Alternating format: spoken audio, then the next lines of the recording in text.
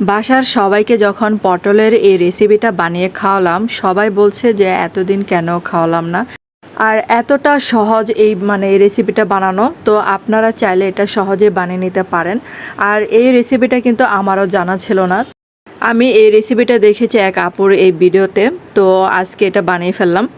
আর এখানে দেখেন পটলগুলো প্রথমে কিন্তু ছিলে যেরকম করে লম্বালম্বি করে আমি টুকরো করে কেটে নিয়েছি। তারপরে যে প্যানে একটু সামান্য তেল দিয়ে দিলাম। এখন এই যে কাটা পটলগুলো দিয়ে দিচ্ছি।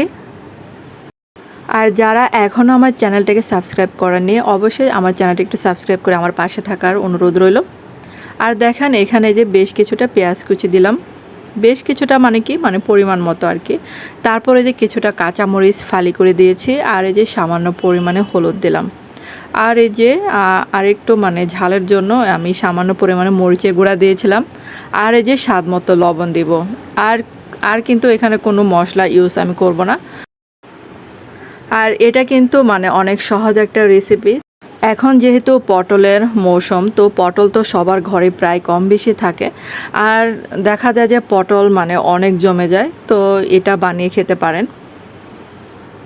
আর আমাদের বাসায় অনেকগুলো পটল জমে গেছিলো, তো ভাবলাম যে এভাবে আজকে বানিয়ে দিই। আর এটা খেয়ে তো বাসায় সবাই অনেক অনেক প্রশংসা করেছিল, যে অনেক ভালো লেগেছিল গরম ভাত দিয়ে খেতে এটা। আর এটা কিন্তু চুলা থেকে একদমই সরে যাওয়া যাবে না, কারণ হচ্ছে এটা অনবরত নাড়তে হবে, নিচ দিয়ে মশলাগুলো লেগে যায়, তার জন্য এটা বারবার কিছুক্ষণ পর পর নাড়তে হবে।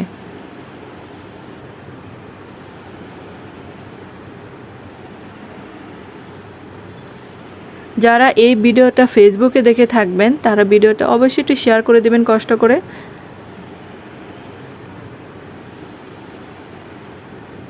আর এই রান্নাটা গরম ভাতের সাথে খেলে কিন্তু দারুণ লাগে। আর পটলগুলো কিন্তু অবশ্যই একটু ছিলে দেবেন, না হলে কিন্তু সিদ্ধ হতে একটু সময় লাগে। আর এভাবে ছিলে দিলে পটলগুলো তাড়াতাড়ি সিদ্ধ হয়ে যাবে। আর এটা দেখেন এই যে প্রায় হয়ে গেছে, তো এই যে নিচ দিয়ে লেগে যাচ্ছে।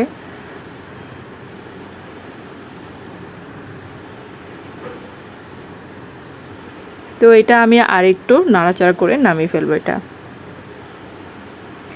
এটা যতটা ভাজা ভাজা হবে, এটা খেতে কিন্তু ততই ভালো লাগবে।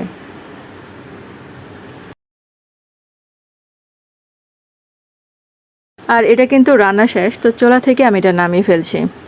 আর এই যে আমি গরম ভাতের সাথে কিন্তু বসে পড়লাম এটা খাওয়ার জন্য।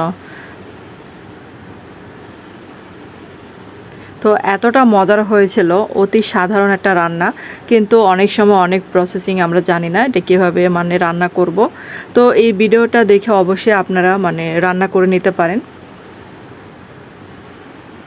তো ধন্যবাদ সবাইকে এতক্ষণ আমার ভিডিওটা দেখার জন্য।